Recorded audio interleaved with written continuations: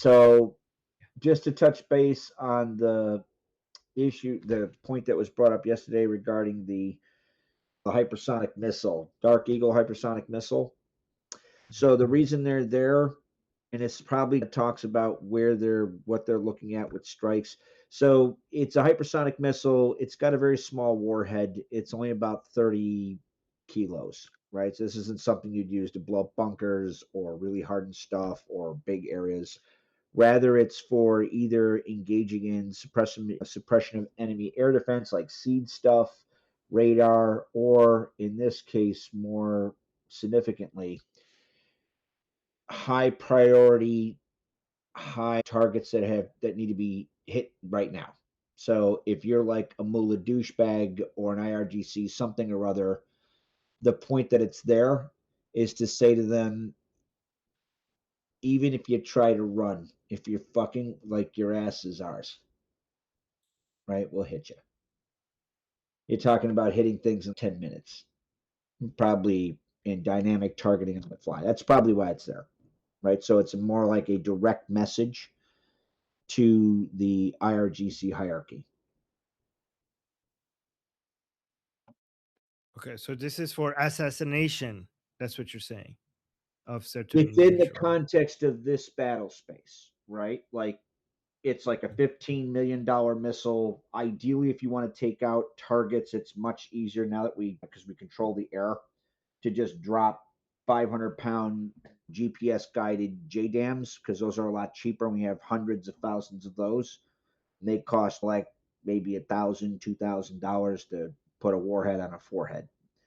So this is within the context right now, because we own the air and enemy air defense is essentially destroyed.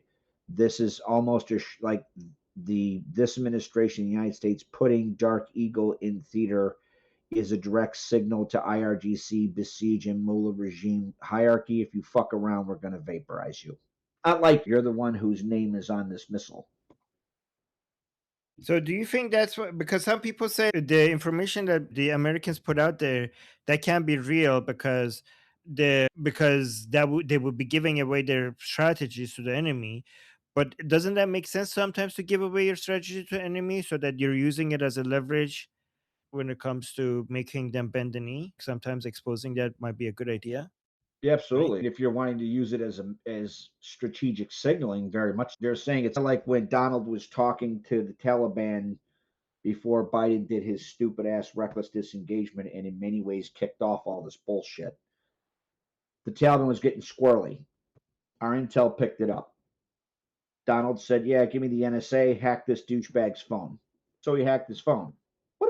Hi there, Mr. Taliban. It looks like you're getting ready to do something dumb. Hit, I don't know, Kandahar or something. If you do, you're going to be dead in 15 minutes. And then he sent him a video of right where he was at, and then another video of a cruise missile with his name and address legitimately on the fucking missile. So, what was the signaling? The signaling was, I'm going to hold you directly responsible and at risk. You almost want to say that the strategic signaling is like the geostrategic or political version of a Pigovian tax, defined in this case as endogenizing the negative externality of if you fuck around, this is how you're going to find out very quickly. So you're right. It's absolutely why it's there. So now that you bring it up, let's actually look into this even more. So there are significant reports indicating that the US is considering the deployment and potential use of the Dark Eagle. Is that what it's called? Dark Eagle system against targets in Iran, according to military and intelligence reports from the last few days. So here are the current status. CENTCOM requests the US Central Command, CENTCOM, has formally requested the deployment of the Dark Eagle long range hypersonic weapons on the Middle East, targeting strategic assets. The primary reason for the request is that the Islamic Republic in Iran has reportedly moved its ballistic missiles launchers deep into the interior. So I don't know if that's actually correct here, placing them beyond the reach of the US Army's current precision strike missiles, the PRSM, which have shorter range, around 300 miles. presidential briefing, President Trump has reportedly been briefed by CENTCOM on options for short and powerful strike intended to pressure the Islamic Republic in Iran back to the negotiating table. So actually, let me look at the use cases. The Dark Eagle, officially the long-range hypersonic weapon or LRHW, is a cutting-edge U.S. Army missile system. It's designed to hit high-value targets with extreme speed and precision. So it doesn't say like big explosions. It's mostly focusing on speed and precision, making it nearly impossible to stop with current defenses. So primary use cases: bypassing advanced air defense. Its main job is to penetrate anti-access area denial, so A2AD zones, because it flies at hypersonic speed above Mach 5, is that how you say that? And maneuvers mid flight. Wow. Goes that fast and still maneuvers mid flight? What the hell? It can dodge interceptors that would easily catch a normal missile. So it goes that fast and it still maneuvers? My God. Okay. Striking time sensitive targets. It can hit targets thousands of miles away in under 20 minutes. This is ideal for destroying mobile missile launchers or enemy leadership. Oh, that's what you were saying. Enemy leadership before they can relocate.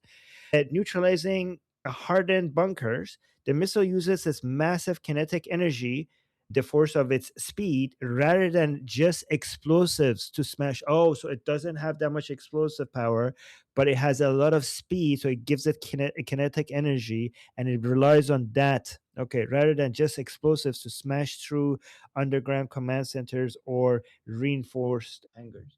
Hangars? I don't know what it is. Let me actually look up this word. What is reinforced? What? Hold on. Give me a second. Hangars. What is that? A large enclosed structure designed to house, maintain, and protect aircraft. Okay, that's what hangars, not hangars are. Okay, I didn't know. I learned a new word today. A strategic deterrence. It provides a conventional non-nuclear option to strike deep into enemy territory, showing adversaries that their most protected assets are still vulnerable. Okay, so speed. So features, we have speed, at least a Mach 5 can basically reach up to Mach 17. That sounds, I don't know if that sounds high. I don't know. Range over 1,725 miles, approximately basically 2,775 kilometers. Platform launched from mobile trucks, making it hard to find and destroy on the ground. Technology, boost glide, a rocket carries it up. Oh, a rocket carries. Oh, so boost glide means that a rocket carries it up, then a glide vehicle zips back down, skipping along the atmosphere. I don't know what that means. So yeah, those are the features. Interesting. Oh, Jeffrey, you wanted to add to that? Yeah, so you kind of touched on a lot of it. Our hypersonic Dark Eagle is actually true hypersonic, meaning terminally hypersonic, or it hits at hypersonic speeds, not with the Kinzhal, which is hypersonic in the beginning part of its flight. Doesn't like mean to discount the Kinzhal. I'm just saying ours has a higher quality than, say, Putin's criminalized counterintelligence data, the CHICOMs, as far as being able to maneuver. So booster lifts it up into orbit.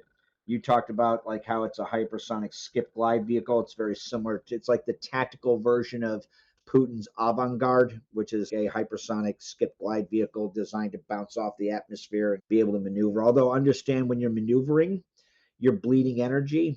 The reason why you can tell that ours is higher quality is because it can maneuver in mid-flight and still be terminally hypersonic. Whereas other It's guys' stuff, maybe not so much. Meaning, bad guy stuff, as they start maneuvering, they're bleeding energy, it slows down real quick. Whereas ours, however they did that, which we won't go into that, is not so much. Meaning that you're going to use it for high priority targets, just like I said. So A2AD, that's like anti-air area denial, so anti-air, anti-ship. This is meant to either penetrate high priority like radar and air defense, or to take out high priority targets that are time critical in nature. Meaning, if you're a Dirk a douchebag general and you've irritated Donald and you're thinking about doing something, in a couple of minutes, you will now be given your 72 goats. Is this what it looks like? I don't know. That looks more like some weird AI mock up between, that looks more like something Russian. This is by a news network, so I'm assuming they don't use AI pictures. It's by these people. So I don't know. Maybe I could see. Is there any? I could be Okay, wrong. I'm no. just saying Okay. how it just hit. You haven't seen what it looks like. Okay. All right. No, people are saying no. So if you could put an image of it in the chat, then I will show that. Yep, and sketch art. It's probably not been seen a lot, and none of the hypersonics look like that. They have a different body structure. But the main point that I was trying to bring up is this could be easily an economic move, right? Because a lot of these people like Russia and China, they don't just depend on their oil sales or their cheap plastic goods sale. They depend on their weapon sales. Now their weapons, like just Chinese weapons, have failed in Thailand. I have a list of everywhere they failed. Myanmar, Pakistan, Venezuela, Iran, and Syria. There's probably more that I'm not listing there, but they have failed everywhere. So a big chunk of their economy is, yeah, that's probably closer. And that's not really showing the missile. They would probably keep the missile in a square box where you can't even see the shape of it until it's out. It would also control the thrust all the way out. And the thrust vectoring, the way they would move it, I would think that they would, you know how when Elon's rocket comes down, you know how they use the thrusters to control it? I think they would use the thrusters to control the movement, because if you're trying to use ailerons or anything like that mechanical to control the movement, you're going to bleed off a lot of energy, like Jeffrey said. So that's why I'm thinking they're using thrust vectoring or thrust control, not vectoring necessarily, maybe a little bit, but I would think it's thrust control.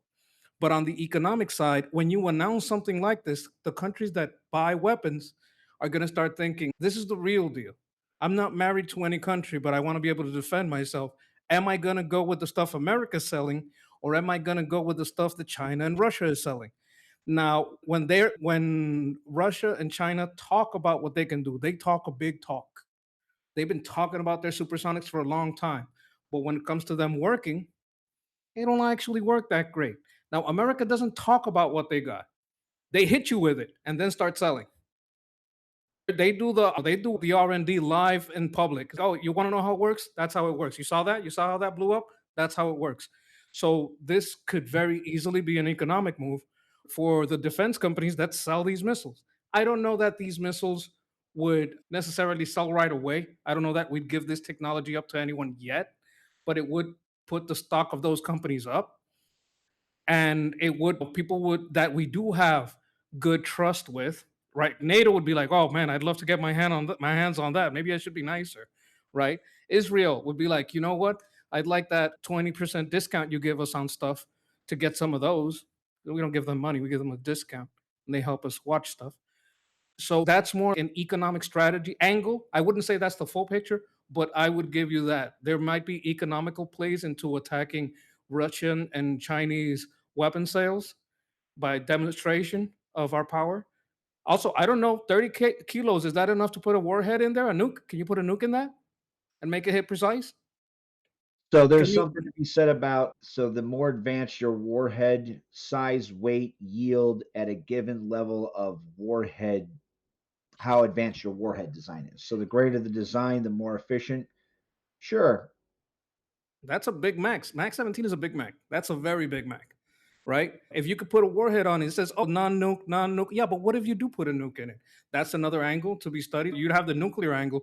What if we put a nuke on it? You'd have the economic angle. How does this make Russian and Chinese supersonic weapons look? Probably not good.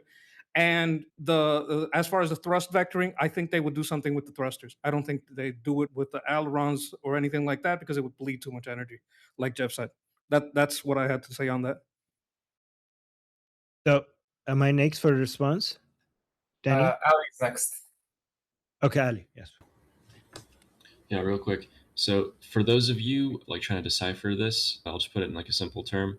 This missile, You can think of it as going into space, not technically, but basically there, and then coming down at a speed that you can't really see with your like your naked eye, and it is going to land straight, as Jeffrey says it, straight on someone's forehead. It is that precise.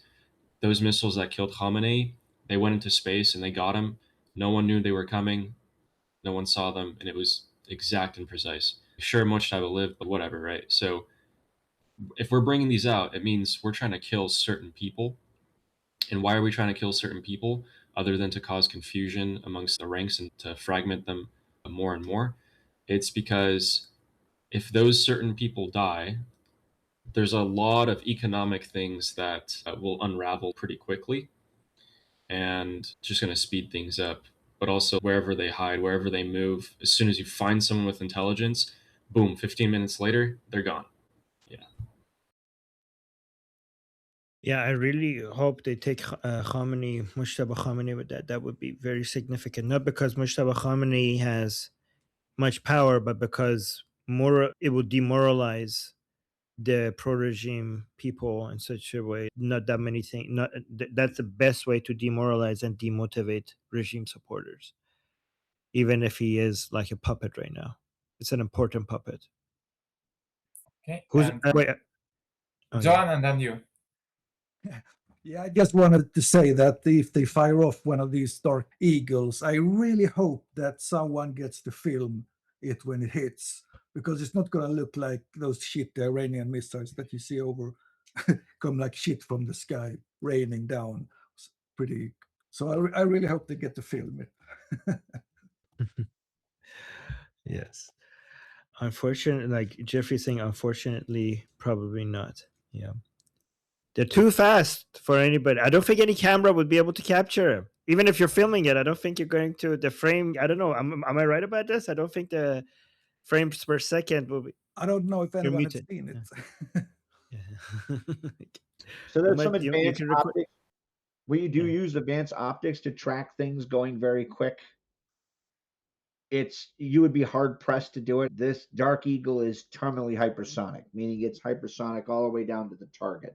It's not just it's like so China and Russia and these other dickheads, they always we have new hypersonic.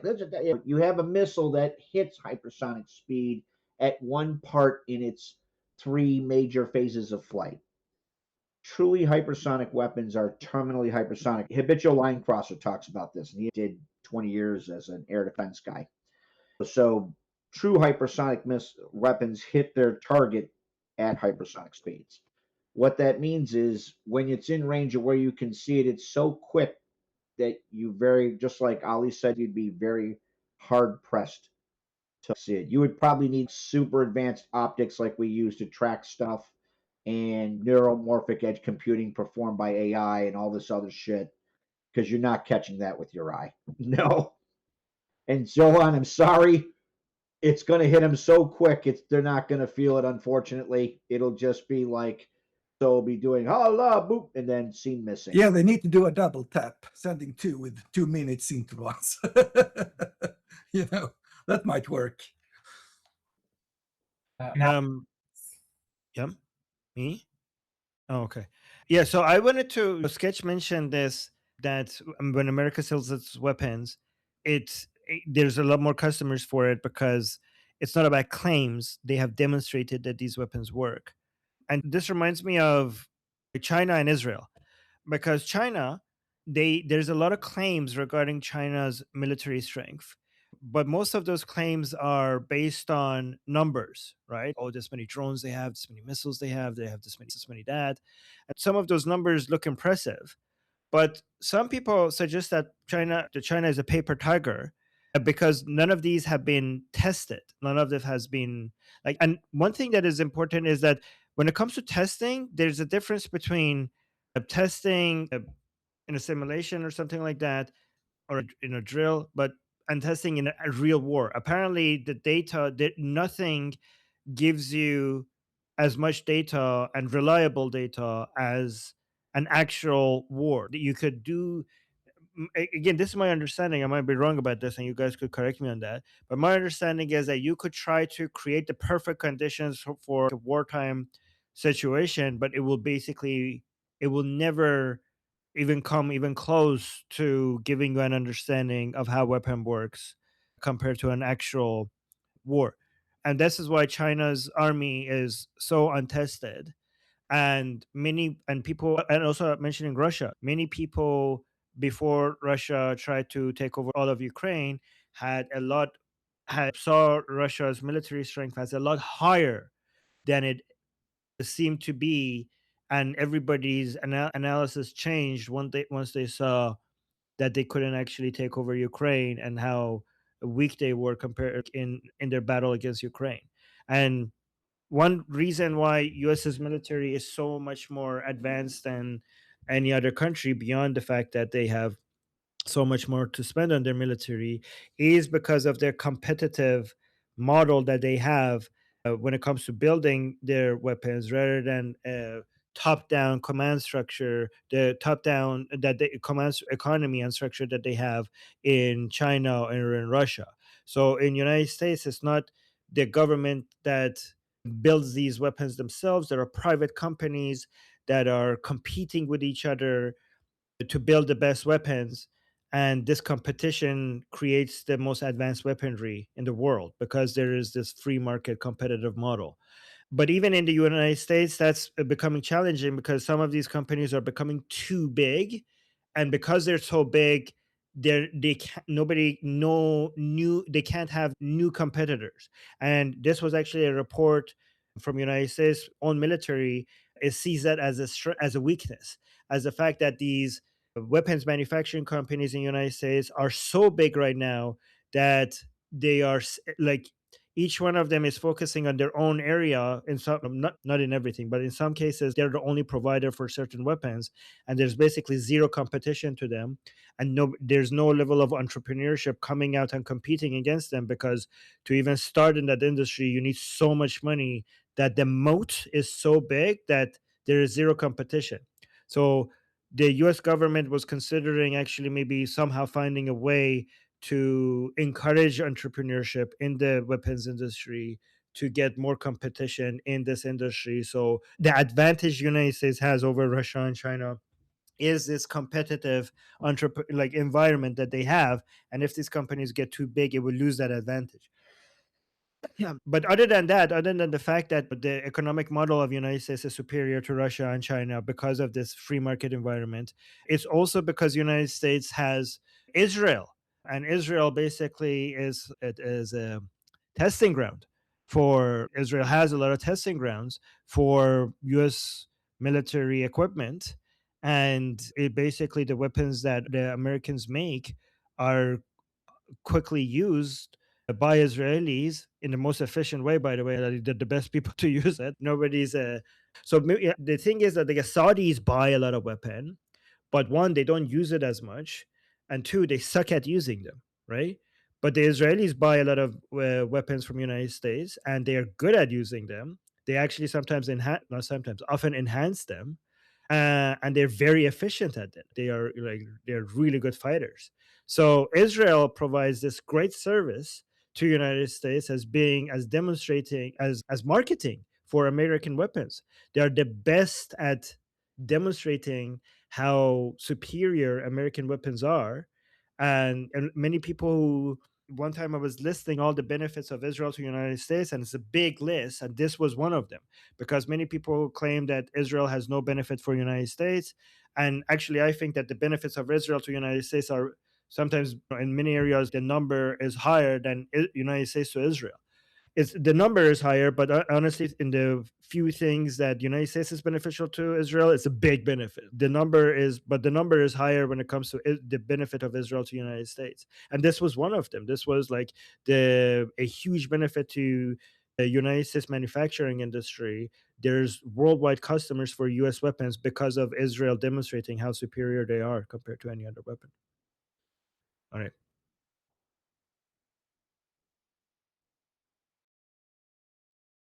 Is there responses? Oh, sorry. I just got a couple from Ali and then Sketch. The regime wanted to buy missiles from China. Ali? Oh, can you guys hear me?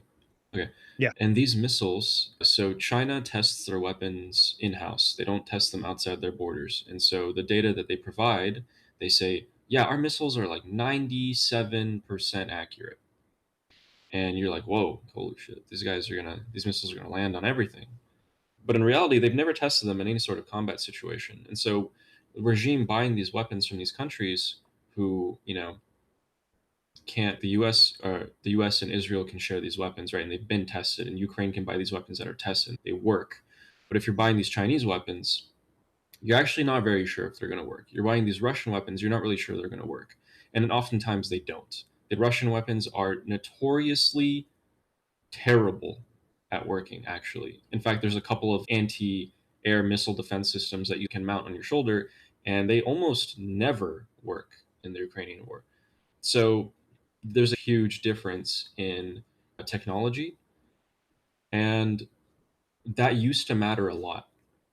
But the way that the world is moving in warfare is that technological difference on those sort of weapons is becoming less important.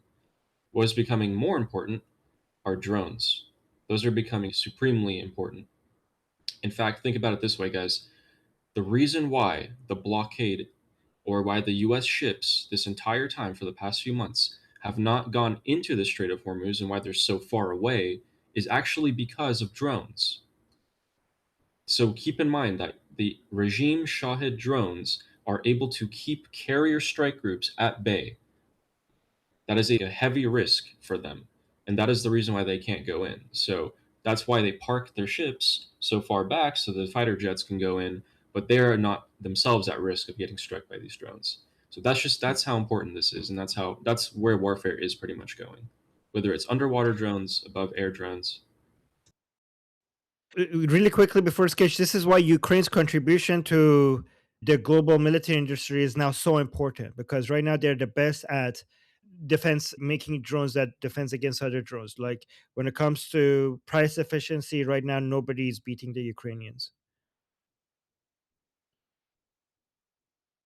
Okay, and SketchUp. On Ukraine, I would say that now Ukraine is becoming a partner. They don't have to so much beg for money. They can just trade tech, trade experience, have some generals go hook your people up, and then we're trading. We're rising by merit. We're gaining support by merit instead of by fear and compassion. And that's what. And what I have on China is I just published an article a couple of seconds ago on the 7 nations. There are more on the 7 nations to which China, because you say they haven't been tested. They have been tested and they failed, right? So Ali's right. He's right in some sense that their testing is internal, but they hide their failures in their marketing, right? And they lie to the people they sell it to and say that's propaganda. Those operators operated it badly. If our guys were the guys that were running it, it would run great. But those guys in Thailand, those guys in Myanmar, they don't know how to work this stuff, right?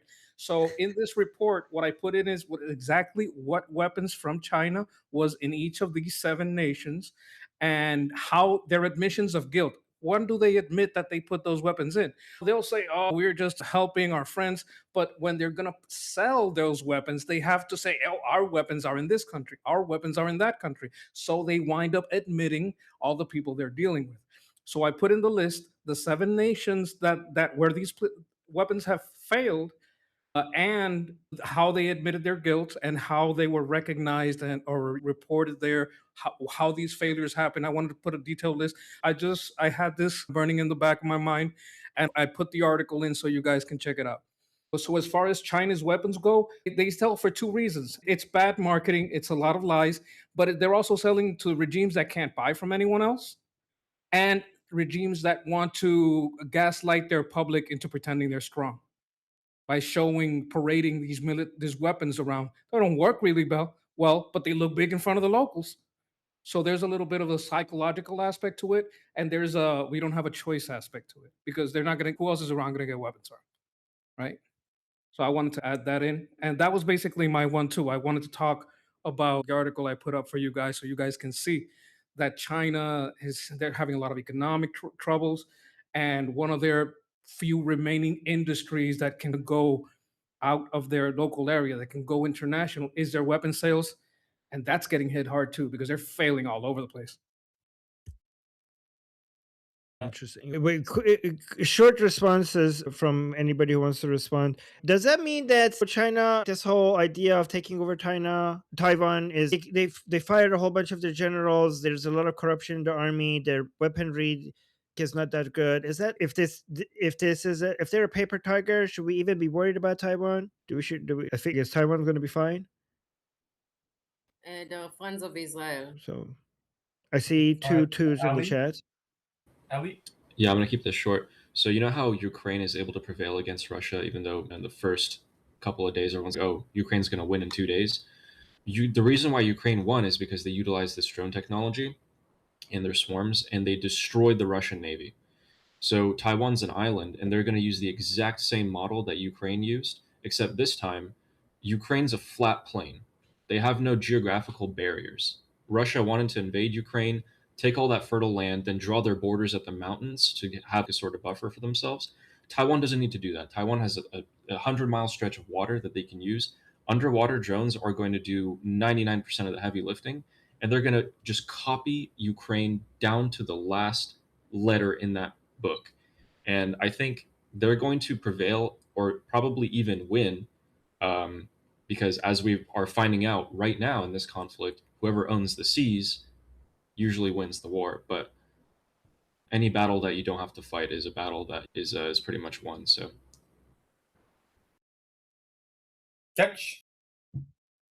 Okay, thank you. A lot of the Taiwan thing is a Xi Jinping thing. When he took power, that's one of the promises that he made to the Politburo, that he was going to do the reunification thing. So that's why that's why it's a political news piece. It's one of their like excuses for buffing up the military. It's their excuses for spending on it.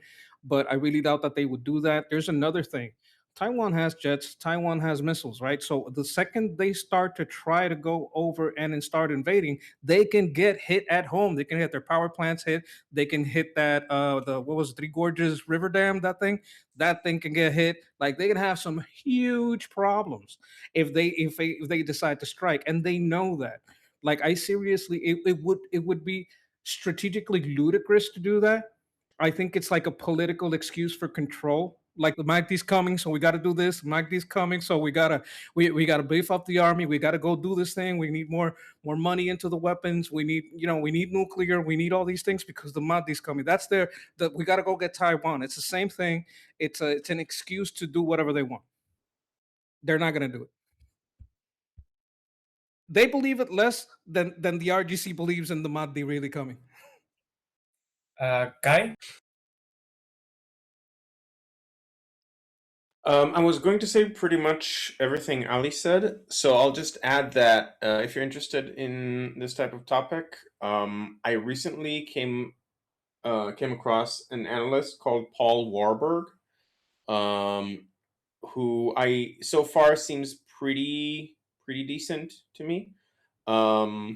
He has some stuff where like I'm not sure. I think he's a bit overly critical.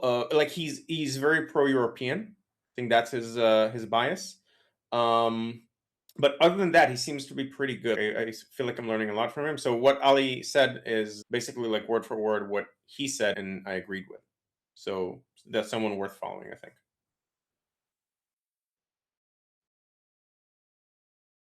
I am next. Okay. I think we should be, if not worried, at the very least vigilant. We shouldn't underestimate human innovation, and maybe China comes up with a strategy, military or otherwise, that we currently don't expect.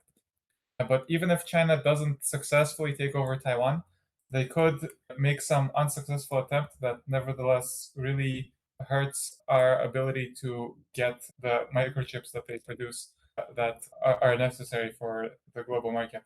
We should still keep a close eye, even if we don't necessarily believe that China will succeed. And there was one more response from Jeffrey. Oh, you kind of went over a lot. I was going to say, if you guys wanted a quick laugh, that kind of outlines what Sketch was saying. I posted a link in the video to the Ghanaian Iron Man parade, which was interesting in a very humorous way. Okay, I just put the link once more in case people want to go watch it, because I don't know if I want to play that one. Okay. All right. All right. Thank you, Jeffrey. One more response from Mila, and then we can move on to the list. Yeah, Okay, maybe yeah, you talked last about response. it. I went in late, but there was a big deal between Turkey and China. You heard about it, about natural minerals, like special natural minerals. A big deal. Okay. Like, Okay. I'll look into that. Thank you for letting us know. I think that's a big deal.